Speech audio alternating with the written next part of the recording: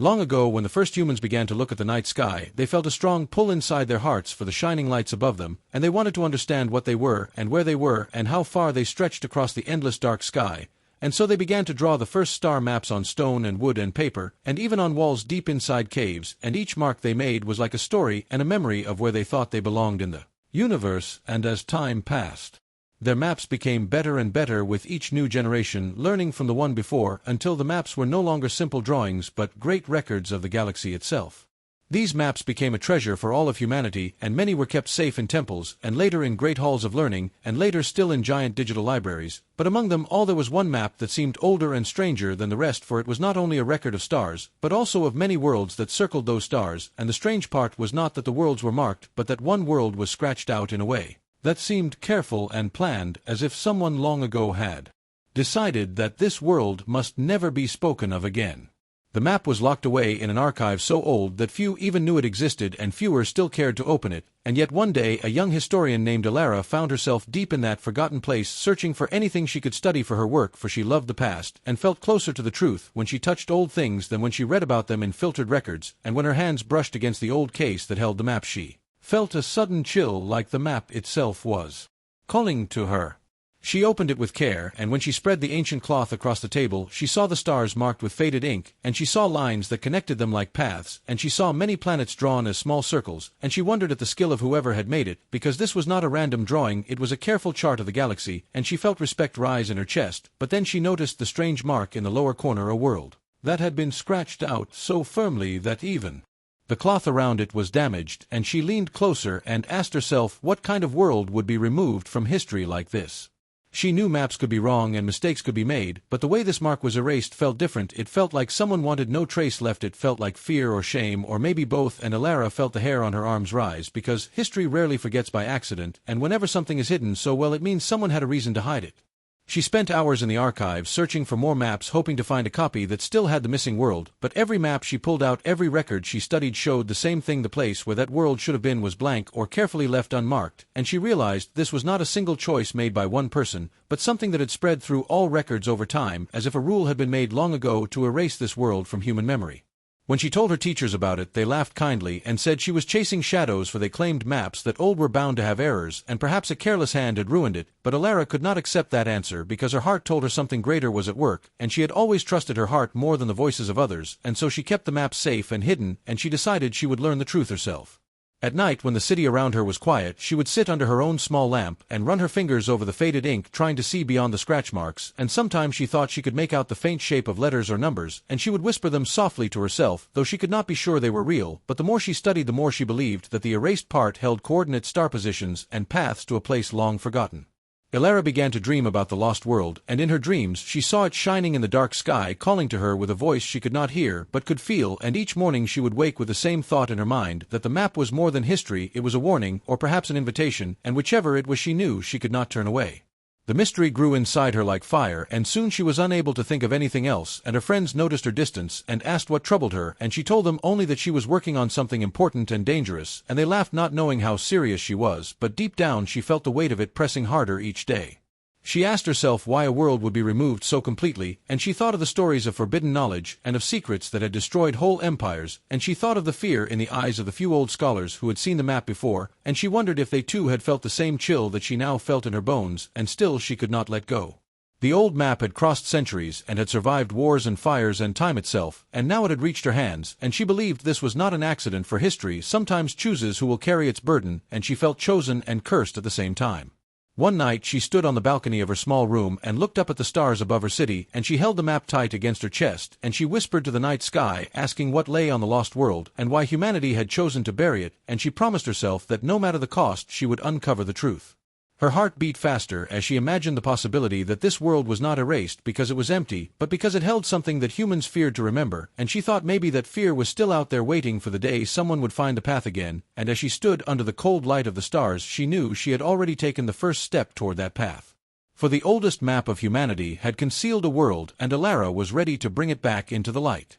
Alara could not sleep for many nights after she found the strange map, for her mind was full of questions, and every time she closed her eyes she saw the erased world waiting for her in the dark sky, and she wondered who had the power to hide it, and why no one dared to speak of it, and she felt the pull of the mystery like a current in the ocean dragging her deeper and deeper, and she knew that if she let go she might drown, but she also knew that she could never turn away. She began her search in the halls of records that stretched for miles under the great city where countless stories of humanity were stored in books and stones and machines, and she walked the long silent rows with a small light in her hand, and she read everything she could find about ancient maps and ancient voyages, but again and again she reached the same wall, for all records avoided the space where the lost world should have been, and she felt anger rise in her heart because history should tell the truth, not hide it, and yet the more she searched the more she saw how carefully the truth had been buried. She spoke to the scholars of the academy who spent their lives studying the past, and she told them about the map and the strange erasure, but they only shook their heads and called it nonsense, and they said old cloth and ink could not be trusted, and that she was wasting her time, and that she should focus on work that would bring honor and respect instead of chasing shadows, and her heart sank when she heard their laughter, because it was not cruel but it was full of disbelief, and disbelief can cut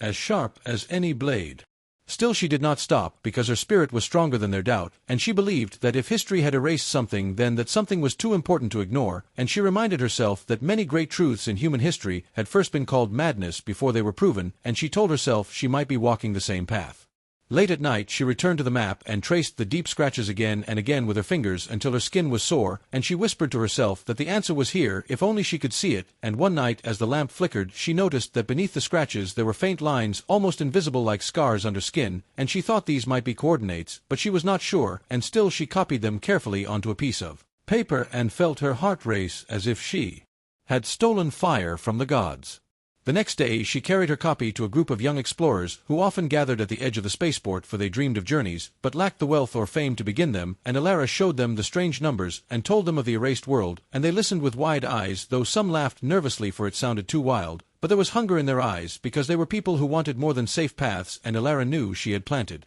a seed inside their hearts. But before she could go further she needed proof, so she turned to the machines of the library that held vast maps of the galaxy, and she entered the faint coordinates into the search, but the machine returned nothing and told her that no registered worlds existed at that place, and she felt despair for a moment, but then she noticed something strange, for the area of space around the numbers was marked as unsafe travel zone with no reason given, only a red warning symbol blinking softly, and her blood ran cold because warnings are never given without cause. She tried to ask the archivists about the unsafe zone, but they grew silent and looked away, and one old man whispered that some questions should not be asked, and then he hurried off leaving her alone, and the echo of his words filled her with even more fire, because now she knew for certain that people were afraid, and fear is always born from truth. In the following days she began to piece together fragments from forgotten songs, old legends, and scraps of notes, hidden in personal diaries, and she found hints of a journey long ago of travelers who had gone beyond safe stars and had returned broken and silent, and of one world spoken only in hushed voices as a place of grief and loss, and she thought perhaps this was the lost world, the same one erased from the map, and her chest tightened at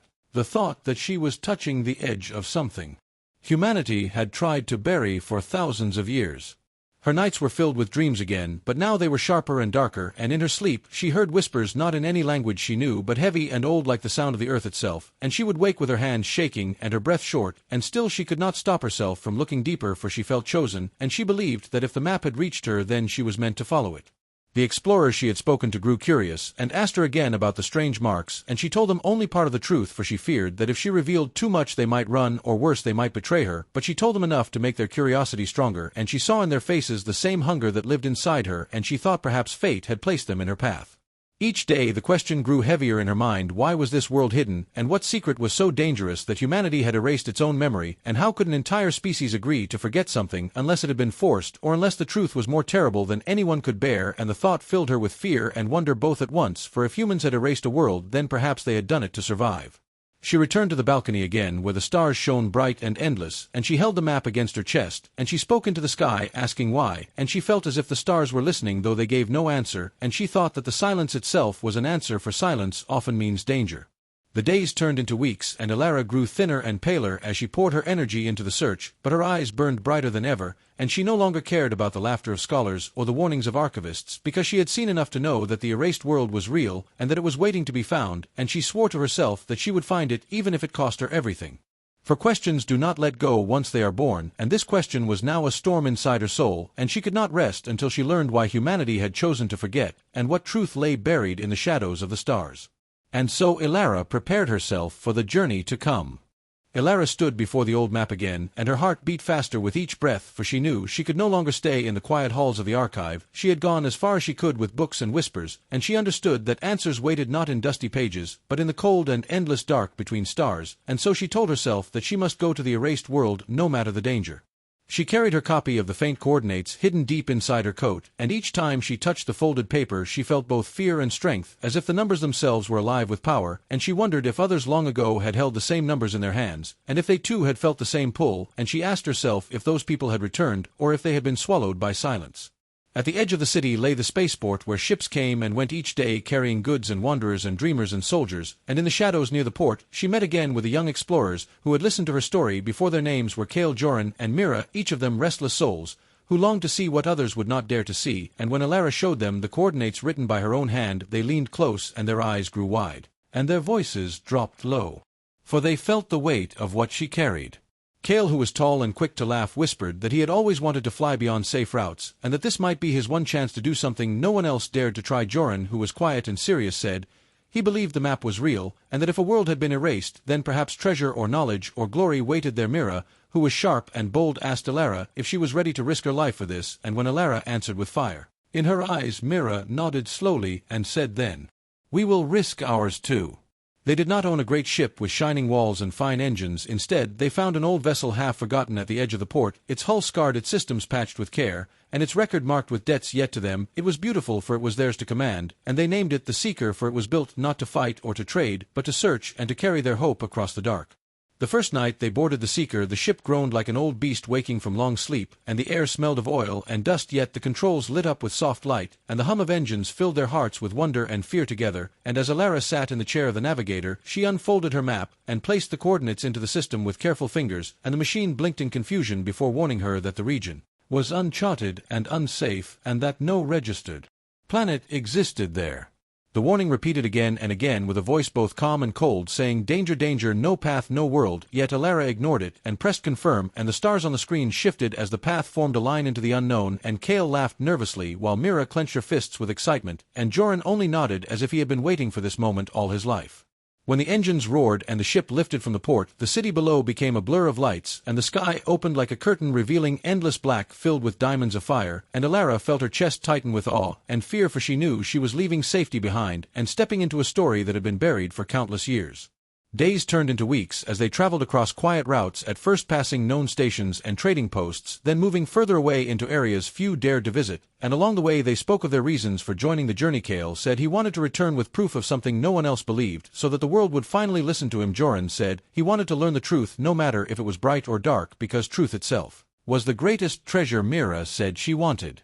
to see what others feared to see, and to stand where no one else had stood, and Elara told them she wanted to lift the veil of silence that had hidden the erased world. The deeper they went, the quieter the galaxy became, and signals from other ships grew fewer, until there were no voices on their screens, only static and faint echoes, and each night they gathered in the small cabin, listening to the hum of the engines, and feeling the weight of the silence around them, and sometimes they thought they heard whispers in the static, though none of them said it aloud for fear it might be real. One evening as Elara studied the star map glowing faintly on the screen, she saw something strange, a signal weak and broken, appearing for only a moment before fading away. It was not from any known station or ship, and when she traced it she found that it came from the very direction of the erased world, and her hands trembled as she told the others, and Mira whispered that perhaps the world was calling to them. Kale laughed, though his laughter was thin and hollow, and he said signals can be tricks, echoes, reflections from old machines, but even he could not hide the fear in his eyes, and Joran only said softly, "Then it means we are close." As they moved nearer, the ship began to feel heavier, though nothing in its systems was wrong. The lights flickered sometimes, and the air felt colder, and in their dreams they each began to see flashes of a place none of them had visited: broken towers under a red sky, empty streets filled with dust, and a voice that whispered, though the words were lost like smoke. Elara woke from these dreams with sweat on her face, and her heart pounding, and she knew the others had the same visions, though none spoke of it directly. Finally, after long travel, the coordinates brought them to the edge of a starless gulf, a vast emptiness where no records existed, and the Seeker trembled as if the void itself resisted their entry, and the machine voice spoke again, warning that they had reached an unsafe zone with no data, no maps, no exits. But Elara placed her hand firmly on the console and said quietly, "We go on," and the ship obeyed. The gulf stretched before them silent and endless, and for a long time it seemed as if nothing waited inside, only blackness thick and heavy, and the crew grew restless. Kale muttered that perhaps the world was truly gone, and Joran whispered that silence itself might be the answer, and Mira said she refused to believe they had come so far for nothing, but Alara stared into the dark with burning eyes and whispered again and again, "Show yourself." And then, as if answering her voice, a faint glow appeared at the far edge of the gulf like a candle in endless night, and the glow grew larger and brighter until the shape of a world emerged from the shadows, massive and shrouded in pale light, a world that was not on any map, a world that had been erased, yet still lived, and the sight struck them all silent, for they knew now that the old map had spoken truth, and that they had crossed into forbidden memory. The seeker drifted closer, and the erased world waited before them, its surface covered in strange marks and ruins like scars of battles long past, and Alara felt both triumph and dread, for she had found what humanity had tried to forget. But now that it was revealed, she wondered if some secrets were hidden, not to protect the past, but to protect the present. The seeker drifted through the endless gulf, and the erased world grew larger in the wide glass of the ship until it filled the eyes of the crew with awe and with fear, for none of them had ever seen a world that was both alive and dead at the same time, and this place felt like it carried both silence and memory in equal weight. The planet glowed faintly with a pale light that seemed to come not from its sun, but from itself, as if the soil and the stones remembered something too great to hide, and the air around it shimmered faintly on the screens of the ship, though no one could explain why, and Alara leaned forward whispering that they had reached the secret that history had buried, and now they must step upon it, or else turn back, and let the mystery consume them forever. Kale swallowed hard and tried to joke that maybe treasure waited below piles of gold or machines from forgotten kings, but his voice shook and his laughter was thin, and Mira told him sharply that this was not a place for jokes, this was a place of silence, and Joran said quietly that the silence was thicker than space itself, and that it pressed against the hull like a hand trying to hold them out, and when Alara asked if they should land, Joran looked at her with eyes heavy as stone and said, "If we came this far, then there is no return."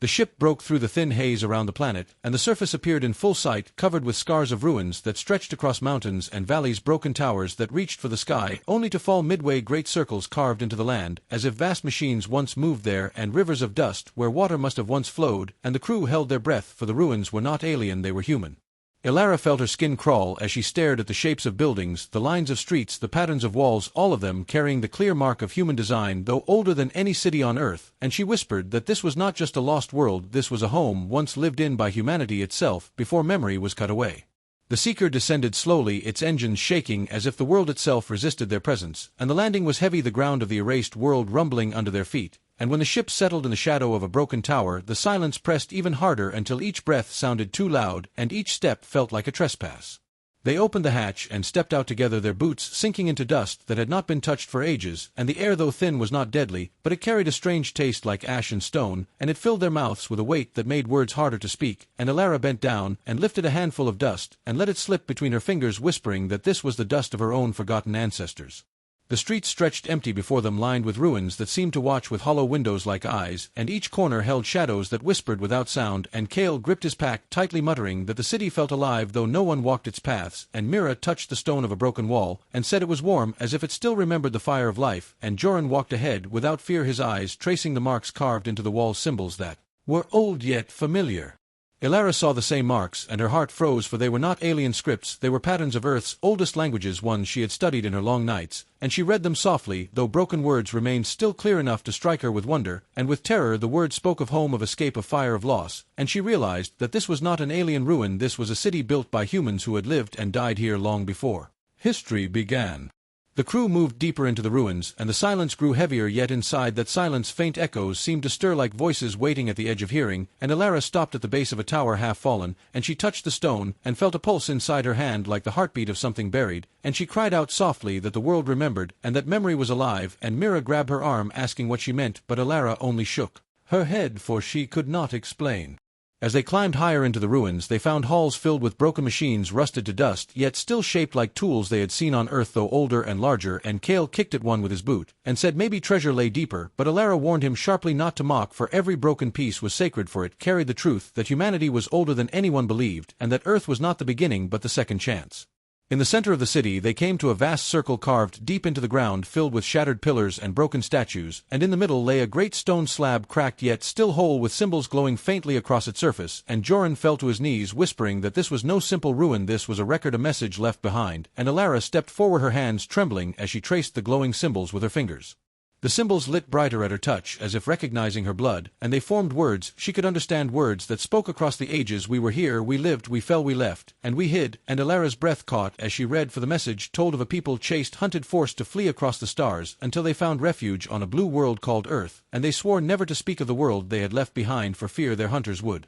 find them again, and so they cut the memory away and sealed it in silence. The crew stood frozen as Elara spoke the words aloud, and each syllable felt heavy with sorrow, and Myra's eyes filled with tears as she realized they stood in the birthplace of humanity itself, and Kale's face turned pale as he whispered that if this world had been erased, then it meant someone had been watching them all along, and Joran said with steady voice that the silence was not death but a shield to protect Earth. But now that they had broken the silence, the shield was gone. Elara sank to her knees on the cracked stone and whispered that humanity was older than it knew and stronger than it remembered, but also marked by fear and by enemies hidden in the dark, and she felt both pride and dread swell in her chest, for she knew that in finding the erased world she had awakened something greater than herself and greater than her crew and perhaps greater than humanity itself. As the pale light of the world grew brighter around them, the silence broke at last, not with voices of men, but with a faint distant sound like a signal rising from the heart of the ruins, and the seeker answered with alarms flashing inside the ship, warning that something vast had stirred beyond the horizon, and the crew looked at one another with terror in their eyes, for they understood now that the past had not only been uncovered, it had been awakened. Elara stood on the cracked stone slab with her hands pressed against the glowing symbols, and her breath came heavy as the light grew stronger around her, and the ruins hummed like a low voice waking after endless silence, and the others stepped back in awe, for they felt the ground itself tremble with memory, as if the planet had been waiting all this time for someone to touch its heart again. Mira whispered that the words were alive, that the stone itself carried voices of people long gone, and Kale shook his head, though his face was pale, and he muttered that voices of the dead should remain silent, yet he could not look away, and Joran knelt close to the slab, tracing the cracks with his fingers, and he said softly that this was not only a ruin, but a message carved into the bones of the world itself, and that humanity had left a record so no one would ever forget again, even if they had chosen to erase it once. The symbols began to shift before their eyes, rearranging themselves into patterns that none of them understood fully, yet each felt the meaning inside their hearts, for the symbols spoke not only through sight, but through memory buried deep within human blood, and Elara felt tears rise in her eyes as she understood that this was the voice of ancestors calling across time. The message told of a world once full of light and life, of cities that touched the clouds and seas that shone with towers and ships that traveled between stars with ease, and the people who lived there were strong and curious and bold. They were the first humans, the true beginning of the story of their kind, and they thought they would live forever, but then came the enemy. The enemy was not described with clear faces, only with shadows that stretched like claws across the skies, creatures of power and hunger that moved between stars as hunters moved through forests, and they found the first humans, and they struck without warning and without mercy, and the world that had shone so bright became a place of fire and death, and the people fought with all their strength, but they were broken again and again until they knew they could not win. The survivors fled into the dark, carrying only fragments of their world with them, ships filled with memory and with pain, and they traveled until they found a quiet blue planet far from the reach of hunters, and there they planted the seeds of life again and called it Earth, and they swore to bury all memory of the first world so that the hunters would never find them, and they erased every map, every song, every record until the past became shadow and silence. Elara's voice trembled as she read, and Kale's fists clenched as he whispered that humanity had lied to itself for countless ages, and Joran's face was calm though his eyes burned as he said that the truth had always been there waiting under dust and stone, and Myra's hand shook as she reached to touch the glowing words, whispering that if the hunters still lived, then uncovering this place could bring them back upon all humanity. The ruins around them echoed with faint sounds, as if the stones remembered screams and laughter and cries of battle, and in the distance towers cracked by age seemed to stir faintly under the pale glow, and the crew felt as though the entire world was breathing again after endless sleep, and Elara said softly that memory is never truly dead, it only waits for those brave or foolish enough to seek it. They searched further into the city, and in the heart of a broken hall they found great machines half buried in dust, their shapes vast and strange, yet clearly built by human hands, engines and towers that once must have powered fleets of ships now silent and torn apart by time and war, and among them they found small devices still glowing faintly with stored energy, and when Elara touched one it came to life with a soft light, and a voice spoke not in words but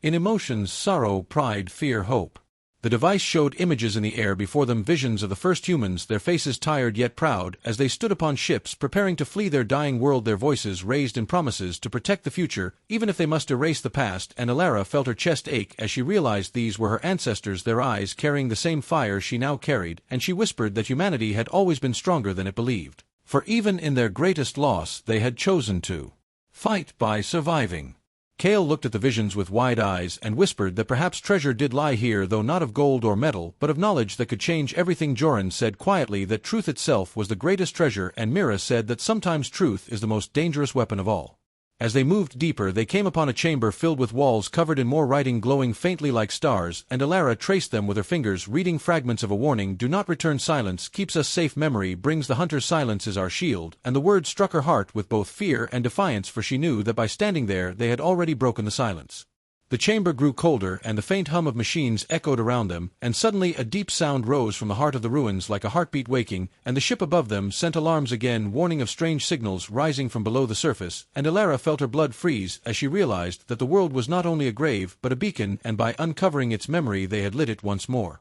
Mira cried out, asking if they had doomed themselves. Kale cursed and said they must leave at once. Joran placed his hand on the wall and said in a calm voice that it was too late for leaving, for once truth is awakened it cannot be buried again, and Elara stood in the center of the chamber, her heart torn between pride and terror, whispering that humanity was older and stronger than it ever knew, and that maybe now was the time to prove it once more. The echoes grew louder and the ground shook with rising power, and the symbols on the walls shone like fire, casting their faces in golden light, and Elara raised her head and spoke to the empty chamber as if speaking to the ancestors themselves, saying, "We are here, we have returned, we are your children, and we will not hide any longer." The chamber answered with a great wave of light rushing across the ruins, rising into the sky like a signal fire, and the seeker trembled as the light washed over it, and the alarm screamed, and far beyond the horizon something stirred in the dark. And so the secret of the erased world was no longer silent, it had been spoken, it had been seen, and the echoes of humanity long buried had risen again, calling across the stars to whoever or whatever still listened. The ruins no longer felt quiet as the light rose across the broken towers, and the ground pulsed with hidden power, and Elara stood in the center of the chamber, her eyes wide, as she whispered that the world itself had awakened from its endless sleep, and Mira clung to the side of a cracked pillar, her voice shaking as she said that the warning had been true, and that by uncovering the silence they had broken it forever, and Kale's hands moved quickly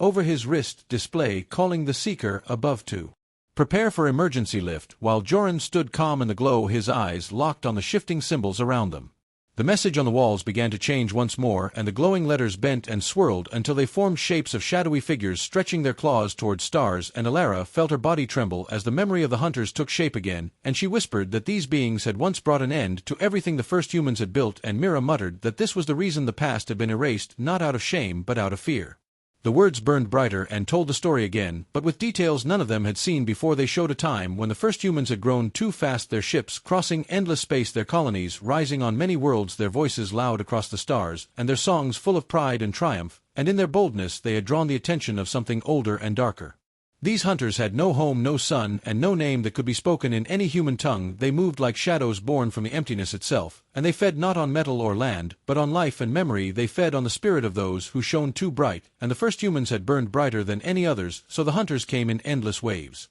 The story painted in light showed battles across skies, burning worlds, fleets shattering under endless pursuit, and the people of the first world fighting with courage beyond measure, but their weapons could not end the tide, their courage could not halt the darkness, and the hunters consumed more with each day until only one choice remained: erase themselves and vanish into silence. Elara's throat tightened as she whispered that their ancestors had not only fled, but had erased their own glory to protect the future, and Kale growled that such sacrifice was cruel beyond measure, and that no race should have to destroy its own memory to survive, and Mira said with tears that perhaps that sacrifice was the very reason they still lived to stand there now, and Joran's deep voice said simply that humanity had always been strong, not because of victory, but because of survival. The chamber shifted with sudden rumbling, and the walls cracked as energy surged through buried machines, and the seekers' alarms filled the air, warning that signals of unknown origin were now broadcasting from the surface out into the stars, and Mira cried that the beacon had been lit, and Kale shouted for retreat, yet Elara stood still, refusing to move, her eyes locked on the last words glowing before her. The words spoke of a reason deeper than fear. They said that the hunters had been drawn not only by light, but by human spirit itself, by something within humanity that was rare and dangerous to the darkness, for humans carried fire in their hearts, a fire that refused to yield, a fire that even shadows feared, and so the hunters sought to extinguish it forever.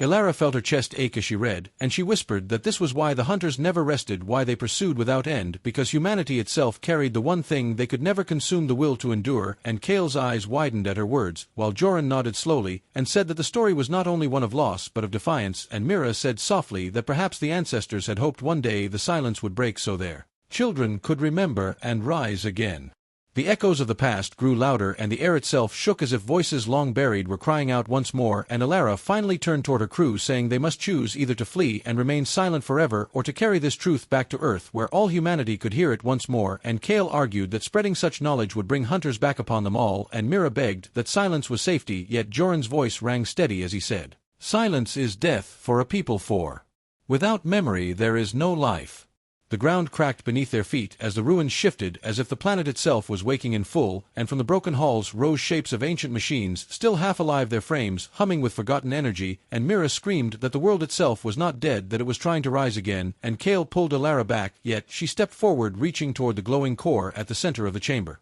The core burned bright and filled her mind with visions of the first humans, their faces scarred, their eyes tired, yet their spirits burning with fire, and their voices spoke in silence, saying, "We erased our name to save you, but we never wished for our fire to die, and now you who carry our blood must choose, will you hide as we once hid, or will you burn so bright the hunters themselves tremble?" Elara gasped and fell to her knees, and Mira rushed to her side, yet Elara rose slowly, her eyes filled with light, and she said in a steady voice that humanity must no longer hide, that the reason their ancestors survived was not only silence, but hope that one day their children would be ready to face the dark, and Kale clenched his fists with anger and fear, saying that such defiance was madness, while Joran placed his hand upon Elara's shoulder and said, "It was destiny." Above them the Seeker trembled as strange signals filled the sky, and far beyond the stars something stirred responding to the call, yet Elara did not flinch. She lifted her gaze to the heavens, and whispered that if the hunters were coming then humanity would meet them not in silence, but in fire, for the reason the past had been hidden was not only fear, it was also faith that one day humanity would remember who they were and what they could be. The ruins shook harder, the beacon burned brighter, and across the sky the first world cried out its name, once more, no longer silent, no longer erased.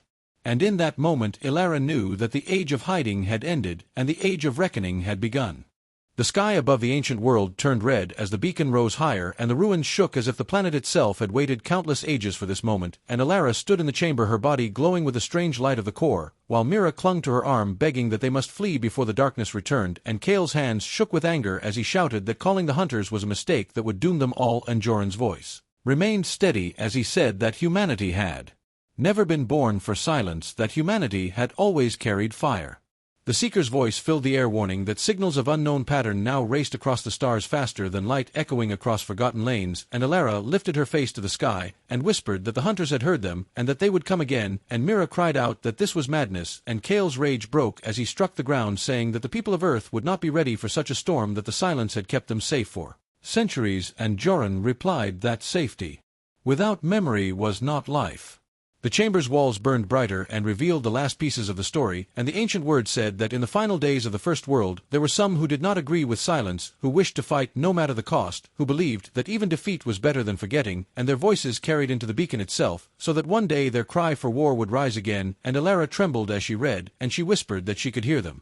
still across time, calling for their children to rise and carry the flame. Outside the ruins the land shook and massive machines rose from the buried ground, their shapes broken yet still humming with power, and Mira stared in fear, saying that the machines were guardians left to watch the silence, and Kale prepared his weapon as one machine turned its broken eyes toward them, but the machine did not attack. Instead it bent its frame and lowered its head as if recognizing something in Elara, and Joran whispered that even the guardians remembered the call and now obeyed once more. Elara's voice rang steady as she turned to her crew, saying that humanity had been given a choice across ages, that their ancestors gave them silence but also fire, and now they must decide which path to carry home, and Kale shouted again that choosing fire would kill billions, that the hunters would descend and burn every city, every ship, every dream, and Mira begged her captain to stay silent and return to safety, but Joran's voice was heavy with iron as he said there is no safety in silence, for silence kills the soul. The ruins burst open as the beacon shot a tower of light into the sky, so bright it pierced the dark beyond the system, and Elara whispered that the call had been answered, and above them in the distant black new shadows stirred, moving with hunger and speed faster than any fleet humanity had ever known, and Mira fell to her knees in despair, crying that the hunters were awake once more, and Kale cursed the stars, calling Elara reckless, yet still he did not leave her side, and Joran's hand rested on his weapon, calm as ever, as if waiting for destiny to arrive. The Seeker above shook with alarms as unseen forces passed across the void, and Elara ordered the ship to prepare for departure, yet not to flee. Instead she commanded it to carry the truth back to Earth, and to carry the beacon's memory, so that no human would ever live in silence again, and Myra's tears fell as she whispered that Elara had doomed them, yet Elara only looked back with calm fire, saying that humanity had always faced storms, and that storms had never broken them but forged them. As the light spread, the machines around the ruins moved to the surface, forming towers that lit up with energy, sending signals far beyond the galaxy, and Mira realized with horror that the call was not only to the hunters, but to every human mind that still carried the old spark, and she cried that Alara had awakened not only enemies, but allies unknown, and Joran's eyes widened with strange hope, saying that across forgotten colonies there may yet be others who remembered or who still waited for the day of return. Kale's fists trembled with conflict as he stared at Alara, saying that her choice was foolish, yet as he looked into her burning eyes, he felt something stir within him, an old fire he had not known he carried, and Mira, though broken with fear, felt her chest ache with pride as she realized that her captain had not doomed them, but given them the chance to be more than shadows, and Joran's steady voice said that this was the war call that their ancestors had promised across the silence of ages. The beacon's pulse grew faster, and Alara finally turned her gaze skyward, whispering that the hunters would come soon, and that the war would not be tomorrow or next year, but soon enough that Earth itself would tremble. And Mira asked through trembling lips what they would tell the people, and Kale said they would tell them to prepare for death, yet Joran said no, they would tell them to prepare for life, for humanity was not born to bow but to rise, and Alara's voice carried final strength as she said, they would tell them the truth. The ruins cracked apart, and the ground gave way as if the planet itself had given its last breath, and the Seeker descended to lift them away, while the beacon tower still blazed behind them, reaching into infinity, and Mira clutched her heart as she watched the ancient world fall back into silence, though its light now burned across the cosmos, and Kale held his weapon tight, whispering that the hunters would come, and Joran whispered back that when they did, humanity would stand. As the Seeker broke the clouds, Alara stood on the deck, her hand upon the railing, her eyes glowing with the reflection of the beacon, and she said in a voice that carried to every crew member that the silence had ended, that the fire had returned, and that the war call had been made, and the crew, though filled with fear, felt a strength awaken within them, for they knew that they were not running, but carrying a message that would change the fate of all. Far beyond in the deep dark, the hunters stirred, vast and endless, their forms moving like oceans of shadow across the stars, yet even they paused at the beacon's cry, for it carried not only fear but defiance, and in the echo of that cry there was a flame they could not consume. And so the war had been called not in despair, but in fire, and as the Seeker carried the truth home, Alara knew that the story of silence was finished, and the story of resistance had begun.